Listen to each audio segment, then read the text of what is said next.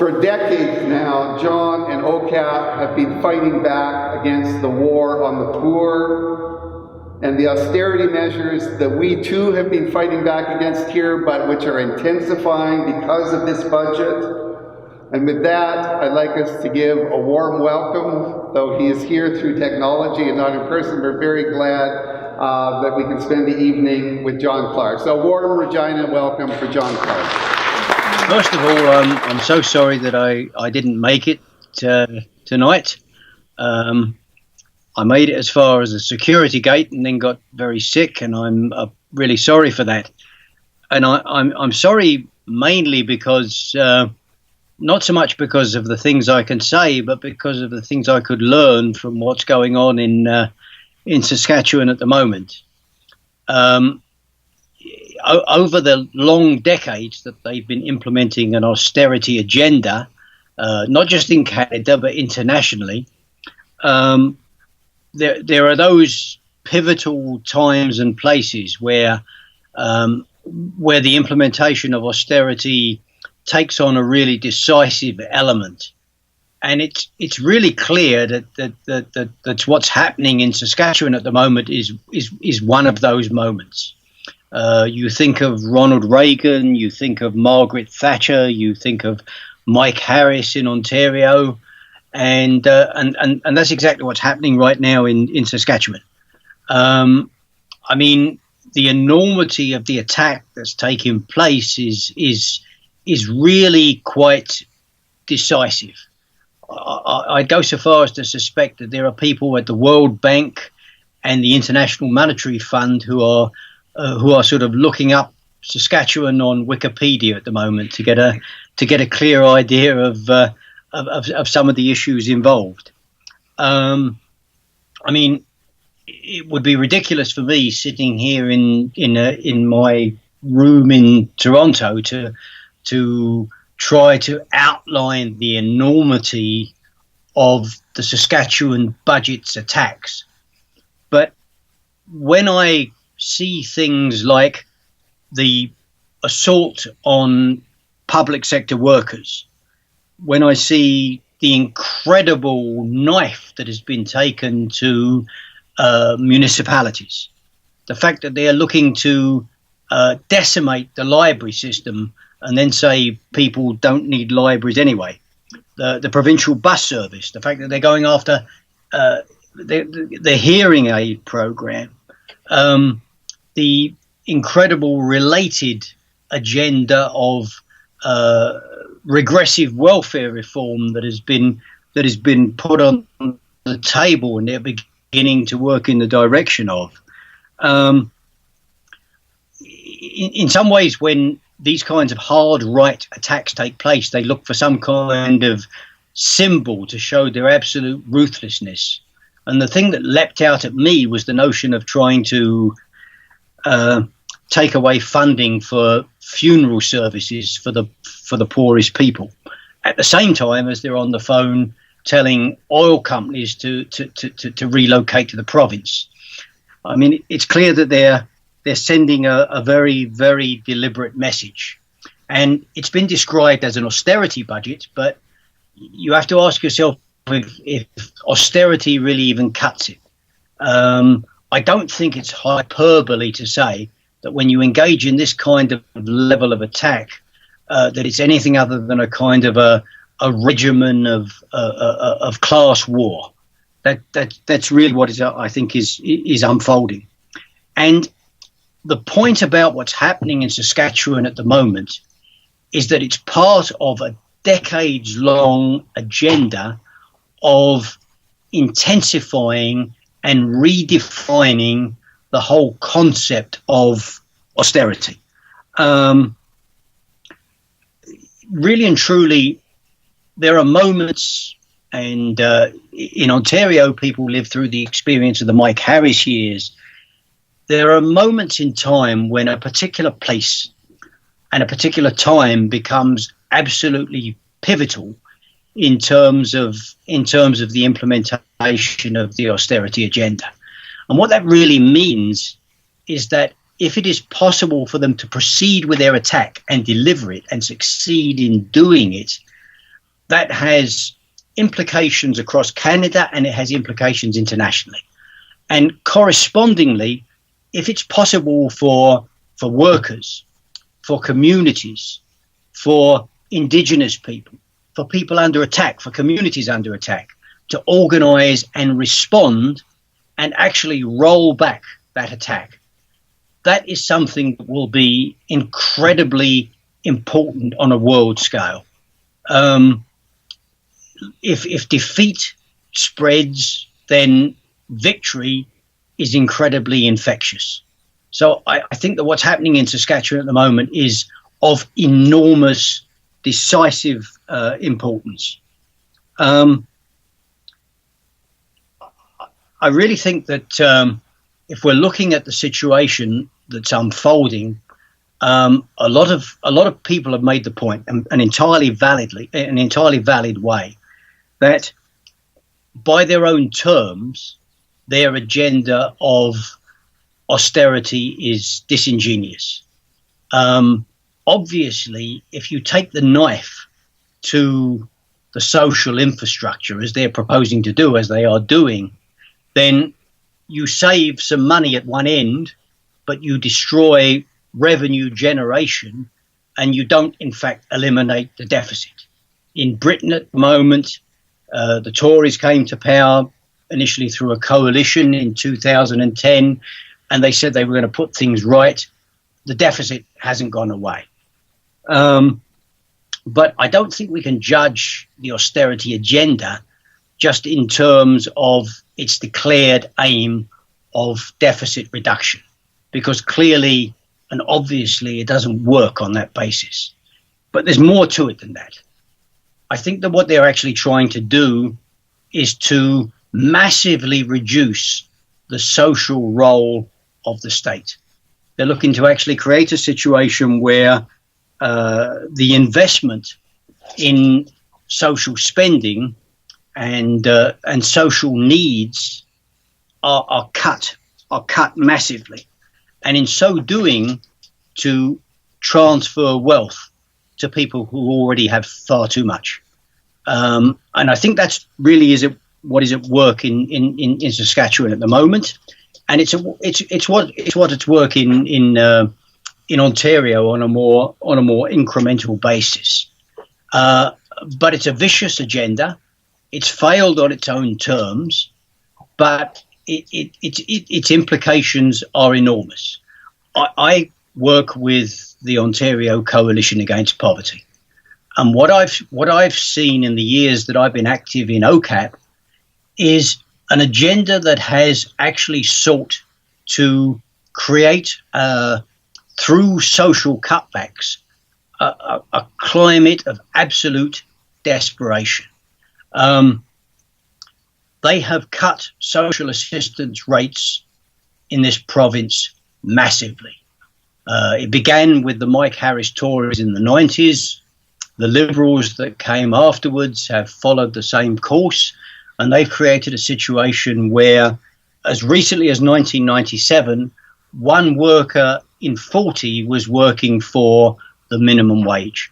By 2015, that had gone to one worker in 8. In other words, what they're trying to create is a situation where the employers, the rich, the people with power have the whip hand and are in a position to organise society on the terms that they want to do.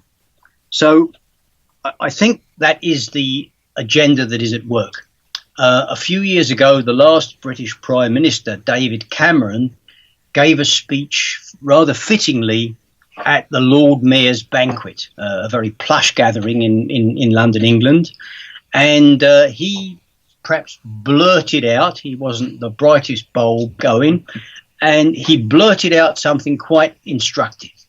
He made the point that deficit control was all well and good, but fundamentally his austerity agenda was about the permanent reorganisation of society. For the last 40 years, we've been dealing with periods of incremental escalation of that agenda, and in Saskatchewan right now, you're looking at a kind of a a quantum leap in that process. They're trying to redefine the kind of society that we're living. They're trying to create a society where there is, as I think it is described, the Saskatchewan advantage, where communities are decimated, where workers are impoverished, where public services are gutted, but invest in Saskatchewan on our terms because we can provide the climate where exploitation and low wages and precarious work and all the rest of it are exactly what you want. They try to present this austerity agenda as some kind of brief, unfortunate, necessary corrective measure. It's anything but. It's proceeded over the decades, and whenever it's implemented, it leaves years and years of a regressive mark.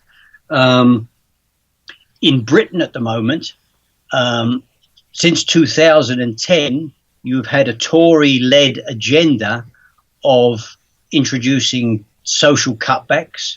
It has created a desperate climate for the lowest paying jobs on offer. And at the moment in Britain, wage growth is at the lowest level since it has been since the Napoleonic Wars.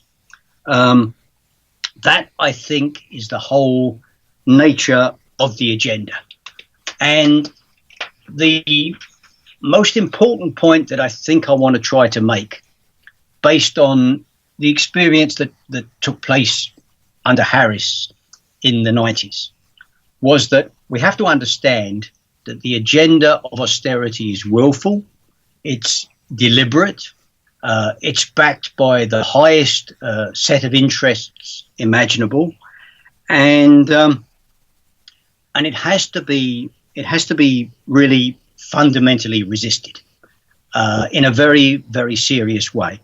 I see that at the moment people are reacting to the gutting of library services in Saskatchewan by organising at MLA's offices readathons or reading sessions. And the last thing I want to do is sneer at anybody's efforts to challenge the attacks that are taking place. Every groping for a means to resist and a means to fight back is precious and important, and it's something that can be built upon. But I do think we have to understand this, is that governments like that you're facing in Saskatchewan can accept the fact that people don't like them. They can accept the fact that they go down in the polls somewhat. They can accept the fact that their agenda is not popular. But what we have to really grapple with is the question of what kind of movement of resistance can we build that is going to be decisive in this situation.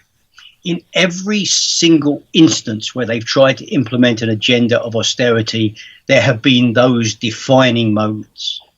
Back in the 80s, Ronald Reagan in the United States decided that he was going to destroy the Professional Air Traffic Controllers Organization, PATCO. And in the end, he did it with the rest of the union movement standing aside and allowing it to happen. Margaret Thatcher in the 80s went after the miners' union, and the level of resistance that was organised outside of the miners was inadequate to stop it.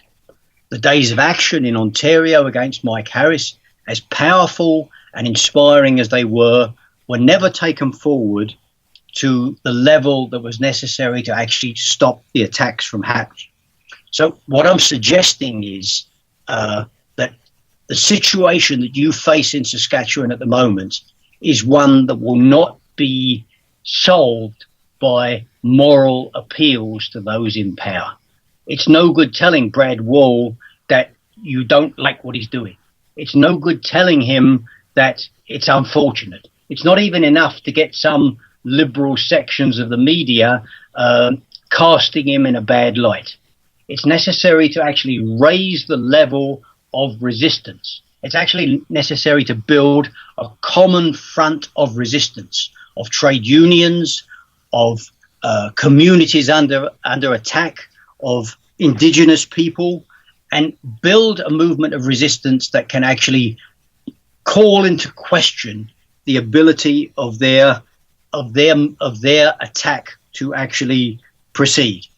I'll give you a tiny example, a small example, because we're an anti-poverty organisation based in the city of Toronto, and we don't have vast power. We mobilise relative hundreds of people. We're not this great social force, and I'm not pretending for a moment that we are. But we've developed this slogan that we call "Fight to Win."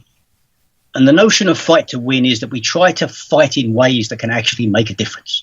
And a number of years ago, to give one tiny example, a man came to us who had been denied, he'd injured himself off the job, and he was entitled to long-term disability payments, and the insurance company wasn't paying it. And when he came to see us, we discovered that he was working for a unionized company, and the union was not really doing anything to represent him.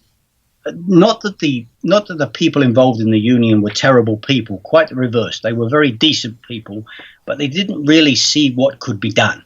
They'd sent the letters, they made the phone calls, they put in the appeals, and the insurance company was just ignoring them. And this poor man had actually lost his housing. He'd thrown himself off a bridge in an attempt to kill himself. He'd survived, and he was sleeping in a car when he came to us.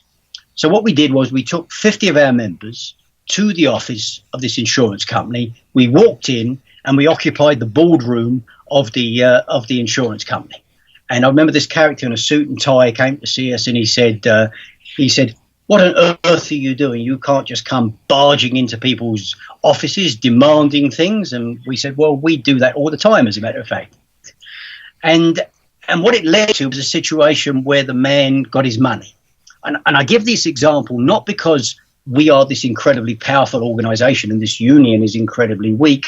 It's actually the reverse. They have much more power than we do, but they found themselves trapped in this kind of legalistic moral appeal kind of approach, whereas we were prepared to act. We were prepared to take the action necessary. And on that basis, we won. And we've taken up many struggles over the years. And I think you in Saskatchewan at the moment are at that particular point, at that particular defining moment. The agenda of austerity that you're experiencing is harsh in Saskatchewan, but in some places it's even harsher. The people in Greece, the people in India, and many people in the UK are experiencing extremes of austerity that even go beyond what you're experiencing. And what is really happening, I think, and when you look at them taking away funeral services for the poorest people, and when you look at them taking away a provincial bus service that people rely on for their very survival, for their medical appointments, you have to understand that they are taking austerity beyond simply reducing entitlement, and they are taking it to a question of outright social abandonment.